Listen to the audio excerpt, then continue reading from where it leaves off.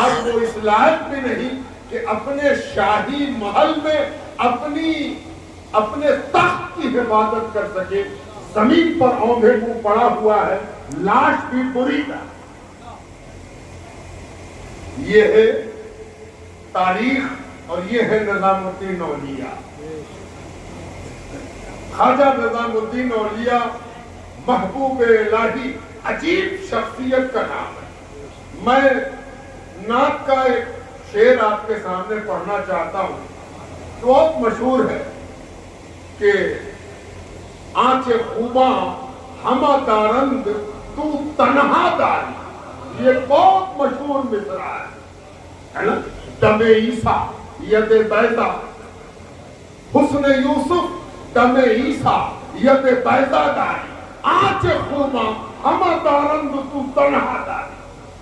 سب نبیوں کے پاس کمالات ہیں, معجزات ہیں, بڑی بڑی نشانیاں ہیں, لیکن یا رسول اللہ صلی اللہ علیہ وآلہ وسلم سارے نبیوں کی خوبیاں آپ کے اندر مجتمع اور اکٹھی ہو گئی. اس پر ایمان ہے, اس پر سارا نعتیہ دیوان نثار ہے. لیکن ولی تو اسی کو کہتے ہیں جو نبی کی اتباع کرے. قُلْ إِن كُنْتُمْ تُحِبُّونَ اللَّهَ فَاتَّبِعُونِي يُحْبِبْكُمُ اللَّهُ. اس کی عجیب شان محبوب الہی میں نظر آئی. جو آپ غریب نواز میں کھوج رہے ہو, جو آپ خواجہ قطب میں کھوج رہے ہو, جو آپ بابا فرید میں کھوج رہے ہو, جو آپ پیران چشت میں تلاش کر سکے, اگر سب کو اکٹھا یکجا مجتمع دیکھنا چاہتے ہو, آ جاؤ محبوب الہی کے ہاں. آنچ خوباں ہمہ دارند تو تنہا داری. تنہا داری ہے نا. اب اس کی ایک وجہ اور جانے. اصل میں محبوب الہی کے پہلے کے پیران کے بارے میں آدمی بہت کچھ جانتا بھی نہیں. اگر استناد کے ساتھ, ثقافت کے ساتھ, ثبوت کے ساتھ, دلائل کے ساتھ, شواہد کے ساتھ جاننا چاہے گا تو معلوم ہوگا کہ زیادہ باتیں نہیں معلوم. سرکار غریب نواز خواجہ خواجگان کے متعلق مستند جانکاری بہت کم, خواجہ قطب کے بارے میں بہت کم, بابا فرید کے بارے میں جو کچھ معلوم اس کے اصلی راوی خود محبوب الہی, خود محبوب الہی. تب 1,24,000 نبی کو جاننا ٹھیک سے ممکن نہیں, ان کی صفات کو جاننا ممکن نہیں, ان کی کرامات کو جاننا ممکن نہیں, انتہا یہ کہ نام بھی ٹھیک سے معلوم نہیں. لیکن اگر چاہتے ہو کہ نبوت کے جملہ کمالات کو کسی ایک ذات گرامی میں دیکھ لو تو وہ سرکار دو عالم سید کل عالم علم اولین و آخرین صلی اللہ علیہ وآلہ وسلم ہے. ٹھیک اسی طرح اگر تم پیران چشت, بلکہ میں تھوڑا اور آگے بڑھوں, میں شاعری نہیں کر رہا ہوں, میری زبان کو شاعری نہیں سمجھا جائے, میری زبان کو اور میرے الفاظ کو معمولی تحقیق کا نچوڑ سمجھا ہے. اور یہ تحقیق کا نچوڑ ہے کہ آنچ خوباں ہمہ دارند تو تنہا داری. اور میں بار بار اس لیے دہرا رہا ہوں کہ ولی کو اولیاء کیوں کہا گیا یہ سمجھ میں آ جائے. ولی, ایک ولی کو ولی کہتے ہیں, بہت سے ولی کو اولیاء کہتے ہیں. اس ایک ذات کو اولیاء کیوں کہا گیا؟ ہمہ دارند تو تنہا داری. جو سب رکھتے ہیں وہ تو اکیلے رکھتا ہے. نعرہ تکبیر, نعرہ رسالت, عرض مقدس, صاحب سجادہ. جب کبھی آپ کو کسی ولی کے بارے میں جاننا ہو, ولی کے بارے میں سمجھنا ہو, ولی کے بارے میں پوچھنا ہو, تلاش کیجئے, کھوجئے. مبارک ہے, مستحسن ہے, اللہ آپ کی مدد فرمائے، اللہ تعالیٰ آپ کی مدد فرمائے.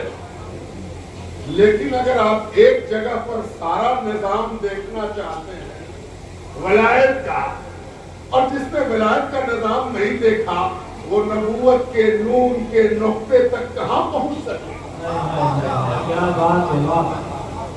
پہلے ولایت کے نظام کی سیڑھی پر اپنی داڑھی سے جھاڑو تو دے لے، تب جا کے کہیں اور آگے بڑھنے کا موقع ملے گا. تو وہ ذات کون سی ہے؟ محبوب الہی کی ہے، محبوب الہی ہے نا. کیا ذات ہے اور کیا معاملہ ہے، پتہ ذرا اندازہ تو لگائیے.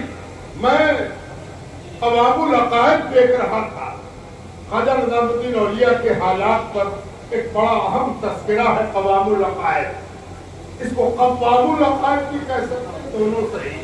قوام العقائد اس میں ایک واقعہ نقل ہوا، سیر الاولیاء میں بھی اس کی ایک جھلک ہے. واقعہ کیا ہے کہ آپ کی والدہ ماجدہ نے خواب دیکھا. وہ خواب عجیب و غریب تھا، عجیب معاملہ تھا. خواب یہ تھا کہ کوئی کہنے والا کہہ رہا ہے کہ اللہ کی بندی، تم کو دو میں سے ایک کو چننا ہے، دو میں سے ایک کا انتخاب کرنا، یا تو شوہر کو منتخب کرو یا پھر بیٹے کو منتخب کرو. شوہر یا بیٹا ہے نا. مجھے یاد آئی سیرت کہ حضور صلی اللہ علیہ وسلم کی ایک روایت ملتی ہے، انا ابن الذبیحین، میں دو ذبیح کا بیٹا ہوں، میں دو ذبیح کا بیٹا ہوں ہے نا. اب پوچھا گیا کہ سرکار صلی اللہ علیہ یا رسول اللہ، یہ دو ذبیح کے بیٹے ہیں آپ؟ کہا ہاں، ایک تو ذبیح اللہ اسماعیل ہے اور دوسرے میرے والد عبداللہ ہے نا. ہائے ہائے، انا ابن الذبیحین کی امت کا محبوب الہی دیکھیے کیسے نکل کے آ رہا ہے، اور کتنی مماثلت ہے اور کتنی جھلک ہے نبوت کی، کہ جہاں بھی معاملہ یہ ہے کہ یا تو ادھر یا ادھر. حضرت عبداللہ کی قربانی کیسے بچی تھی وقت نہیں ہے، ورنہ میں آپ کو بتاتا کہ ایک پلڑے پر عبد المطلب عبداللہ کا نام لکھتے اور دوسرے پلڑے پر 100 اونٹ چڑھاتے یا 100 اونٹ کا ارادہ کرتے اور بدلتے جاتے ایسے جا کے عبداللہ بچے تھے. تب رسول اللہ صلی اللہ علیہ وسلم اس دنیا میں جلوہ فرما ہوئے، اور آج دنیا ان کے زمانے نبوت کے اندر جی رہی. اور آپ کو معلوم کہ والدہ ماجدہ نے خواب میں ہی عرض کیا کہ ہم لوگوں نے تو اپنی زندگی جی لی ہے، اللہ بیٹے کو سلامت رکھے ہے نا. ماں کا کیا کردار ہے محبوب الہی کے ہے نا. ولیہ کیا چیز ہوتی ہے، ولی پر تو بڑی توجہ ہے آپ کی. جو ولی گھر ہے وہ ولیہ ہے نا. ماں نے کہا بیٹا بیٹا، آنکھ کھلی تو خیال ہوا کہ ارے ہم نے بیٹا کے بارے میں. اب عجیب کیفیت ہے، اور اسی کیفیت میں خواجہ نظام الدین اولیاء پروان چڑھتے ہیں. اب ذرا ایک اور پہلو دیکھ لیجئے تو آگے بڑھے. اس لیے کہ نظام الدین اولیاء نے جن حالات کا مقابلہ کیا ہے ان حالات کے لائق بنانے والا پروردگار اور اس روئے زمین پر آپ کی بات. کیا ہوا تھا، کیا معاملہ ہوا کہ خواجہ نظام الدین اولیاء کو جب پڑھانا شروع کیا تو 5 سال کی عمر. 2 روایت ہے، دونوں آپ کے سامنے رکھ دیتا ہوں. ایک روایت یہ ہے کہ 5 سال کی عمر تھی کہ والد دنیا سے رخصت تھے. دوسری روایت یہ ہے کہ خواجہ نظام الدین اولیاء کی ولادت یتیمی کے ساتھ ہوئی تھی، اور اس خواب کے چند ہی دنوں کے بعد والد کا انتقال ہو گیا، تب نظام الدین اولیاء کی ولادت ہوئی، یعنی آپ شکم مادر میں تھے کہ ایسا واقعہ ہو گیا۔ دونوں میں کوئی بحث نہیں۔ یاد رکھو، تاریخ کو عقیدہ مت بناؤ، تاریخ عقیدہ نہیں ہوتی، تاریخ پر بحث ہوتی رہے گی، تحقیق چلتی رہے گی، تحقیق اپنی جگہ رہے گی، عقیدت اپنی جگہ رہے گی۔ خواجہ نظام الدین اولیاء کو کیسے پڑھایا تھا ان کی والدہ نے، ایک نظر اس پر بھی ڈالنا چاہیے کہ خواجہ نظام الدین اولیاء کو ایک چیز زندگی بھر یاد رہی، ولی کی یادداشت بھی بہت اچھی ہو۔ کسی کو اگر بہت کلام یاد ہو، خدا کا کلام بھی یاد ہو، تو اسے اس واقعے سے سبق لینا چاہیے۔ یاد کر لینا کوئی کمال نہیں ہے، اصل تو اس یاد کی پرچھائی ہے جو زندگی پر اس طرح پڑے کہ سایہ بھی مبارک ہو جائے، ہے نا؟ کیا تھی وہ یاد؟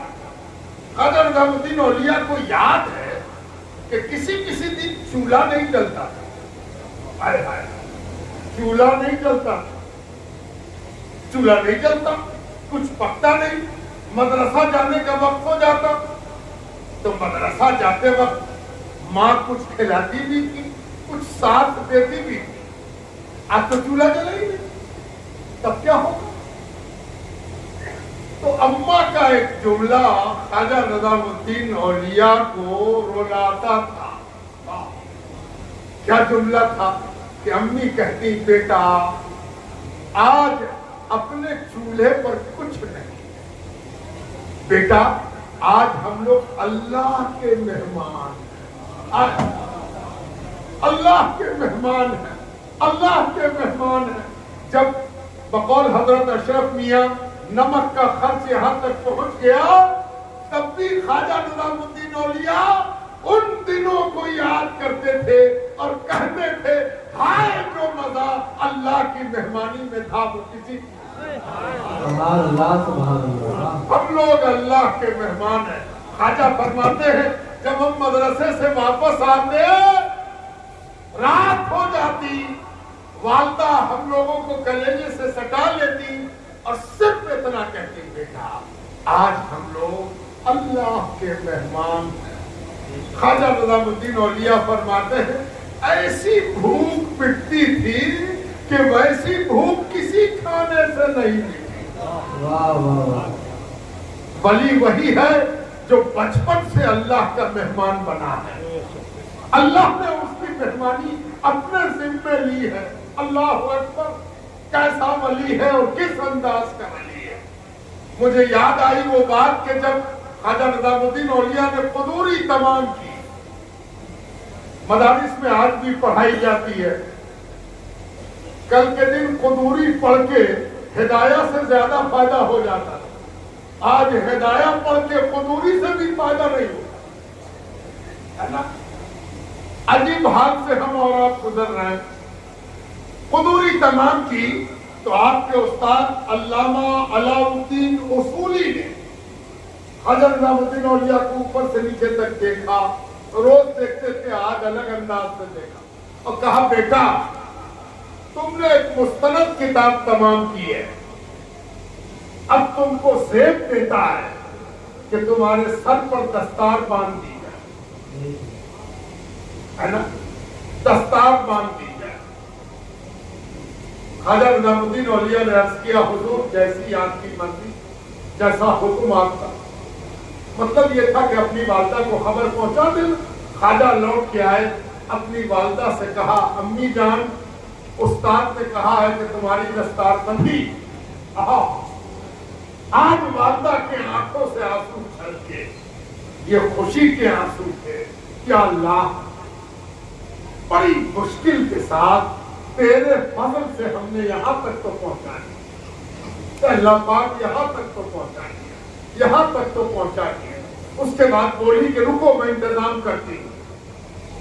انتظام کیا کیا؟ کاٹا ہوا سوپ جس کو والدہ کاٹتی تھی اور سمجھ میں نہیں آتا تھا کہ یہ الگ کاٹ کاٹ کے موٹری کیوں بنا رہی ہے. آج اس موٹری کا مصرف سمجھ میں آیا کہ موٹری لے کے گئی, کپڑا بننے والے کو دے کے آئی, اور کپڑا بنا کے جب آ گیا تو خواجہ نظام الدین اولیاء کے سر پر تخت رکھا, اس میں پگڑی کا کپڑا رکھا, نظر کے لیے کچھ پیسہ رکھا اور استاد کے پاس بھیجا. جب استاد کے پاس پہنچے خواجہ نظام الدین اولیاء تو استاد نے کہا دستار کسی اللہ والے سے بنوانی چاہیے, کسی اللہ والے سے بنوانی چاہیے, اللہ والے سے. وہ سب دور ختم ہو گیا.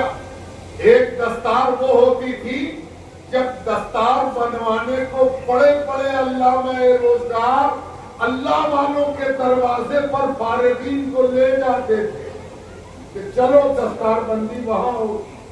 اب تو بھول گئے لوگ, اتنے بڑے بڑے لوگ ہو گئے کہ 1000 بڑی بڑی عمارت ہو, سب ان کے سامنے چوٹیوں کے سوراخ کہتی.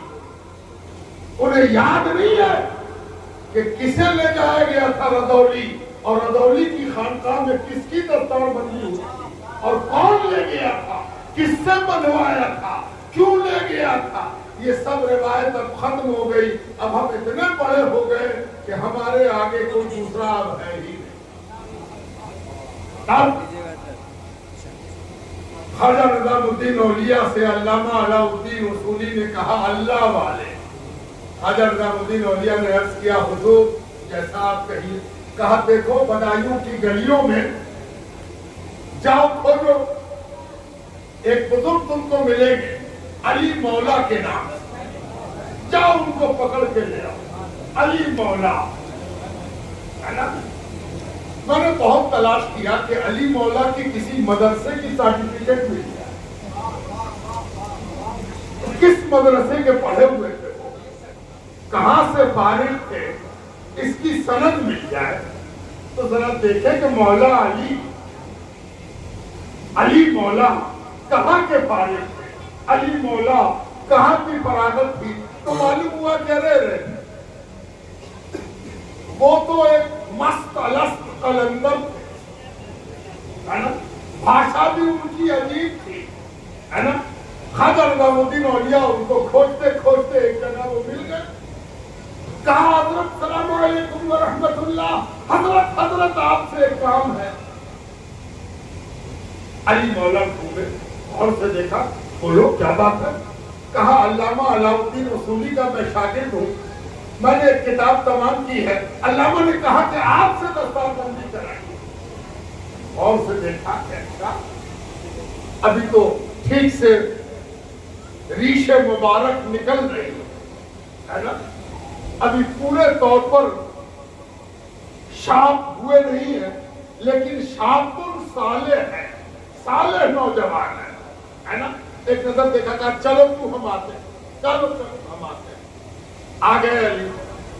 جب علی مولا آ گئے تو علامہ علاء الدین اصولی نے دستار پڑھائی, دیجیے دستار بندی کیجیے. علی مولا نے دستار پکڑی, غور سے دستار کو دیکھا اور دیکھ کے سر پر باندھا. سر پر دستار باندھتے باندھتے باندھتے جیسے ہی چھوٹی سی دستار مکمل ہوئی, خواجہ نظام الدین اولیاء جھکے اور علی مولا کا قدم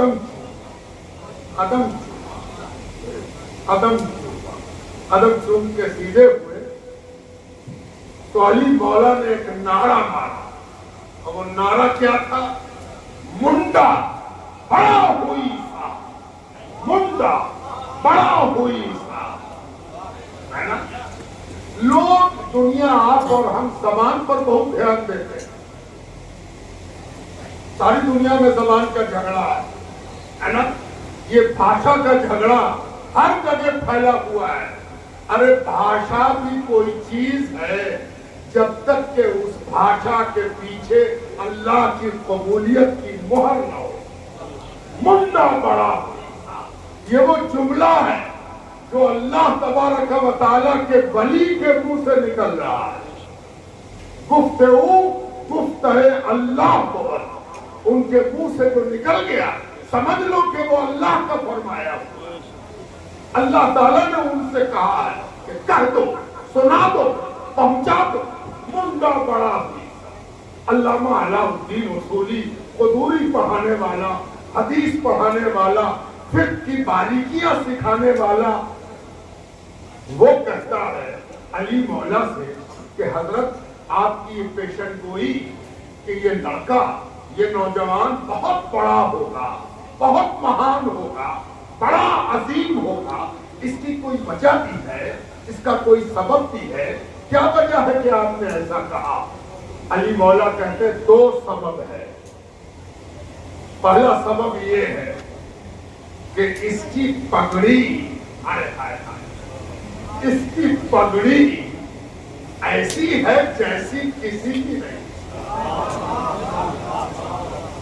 पहला, इसकी पगड़ी बाद रिवायतों में है कि बड़ी सादी है, सूती है, मामूली है, और बाद रिवायतों में है कि ऐसी है जैसी किसी की नहीं।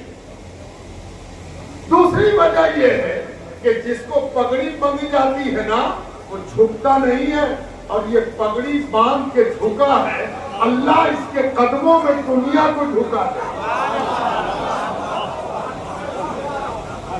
अल्लाह इसके कदमों में दुनिया को झुका देगा।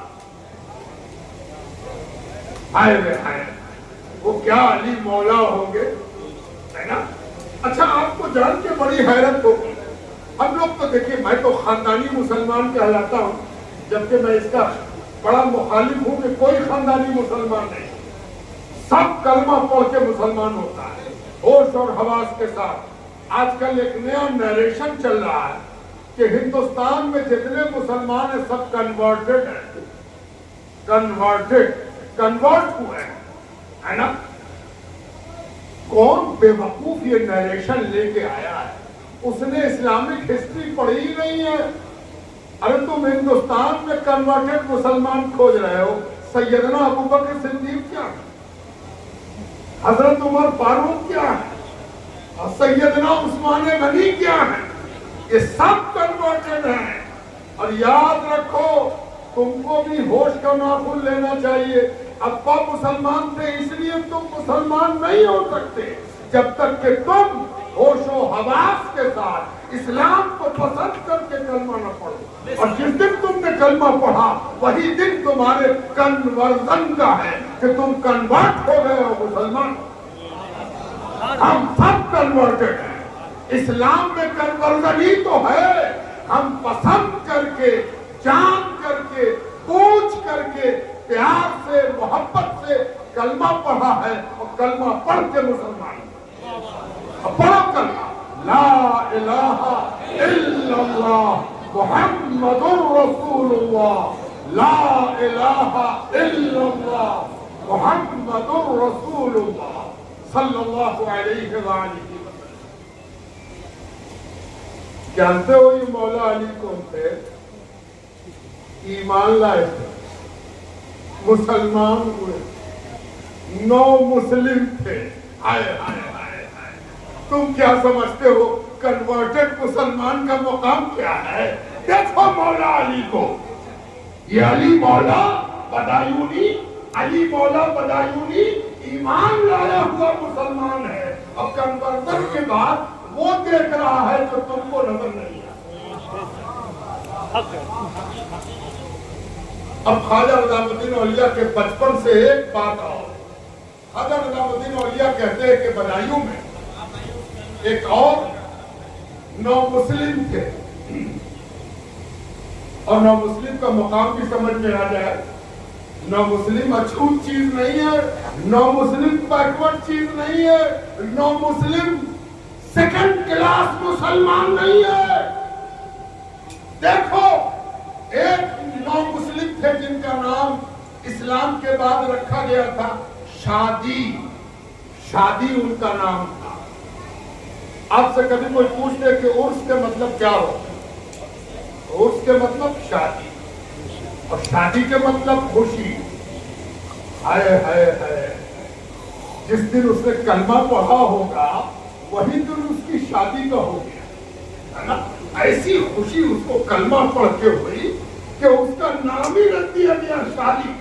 ارے یہ کلمہ پڑھ کے خوش ہوا ہے, کلمہ پڑھ کے پرسن ہوا ہے, اور اس کی پرسنتا کی پرکاشٹھا اس دن ہوئی جس دن اس کو ایک خدا کی معرفت ہوئی. تو اس کا نام پڑھا شادی, اور اس نے اتنی محبت سے قرآن پڑھا کہ وہ شادی مقری کہلایا. مقری مانے قاری, قاری کو آپ پرانے زمانے میں مقری کہتے ہیں. قاری یعنی قاری شادی. ہائے ہائے ہائے, کیا ایمان والے ہوتے تھے, کتنی محبت قرآن سے ہوتی تھی. آج کل ہم لوگ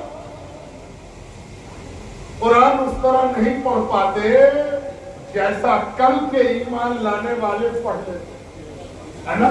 شادی مقری, حضرت نعمت الاولیاء فرماتے ہیں کہ شادی مقری کے بارے میں یہ بات مشہور تھی کہ جو ان سے ایک پارہ بھی پڑھ لیتا ہے, ایک پارہ بھی ان سے پڑھ لیتا ہے, وہ دنیا سے جانے سے پہلے حافظ ہو جاتا ہے.